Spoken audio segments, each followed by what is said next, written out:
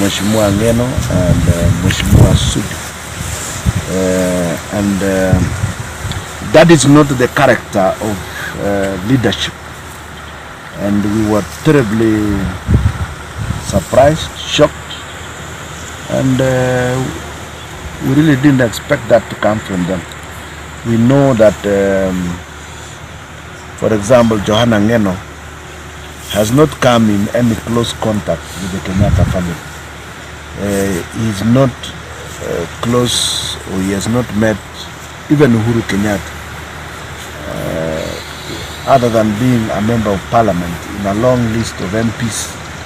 He has no personal interaction, and therefore we never suspected that there could be any antipathy towards the head of state, other than the normal political differences that may arise.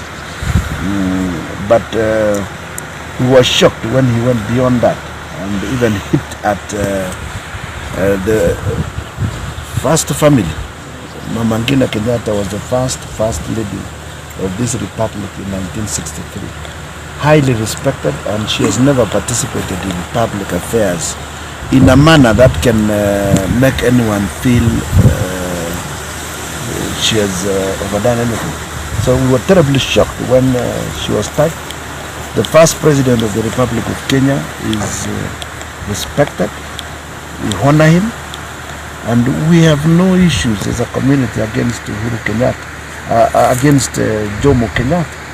Jomo Kenyatta is highly revered as the first president of this republic, and we were terribly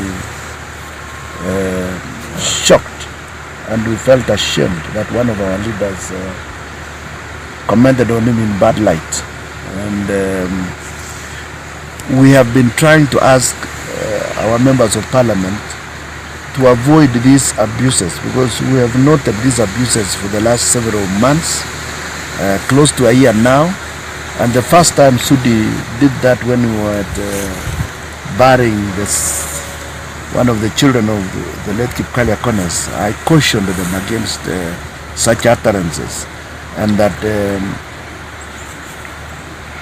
differing in politics is a healthy exercise, it's a democratic principle. But abusing one another is not one of the issues in democratic discourse. We expect people to differ, even as we've differed with a number of Kenyan leaders, but I have never abused any one of them. It's wrong, and we want to caution the Kalenjin leaders, our own MPs and others, to avoid abusing national leaders, avoid abusing senior citizens and leaders from other communities. As a community, we want peace, and we want to continue to contribute to peace in this republic and the development of a republic that is a member of the civilized committee of nations.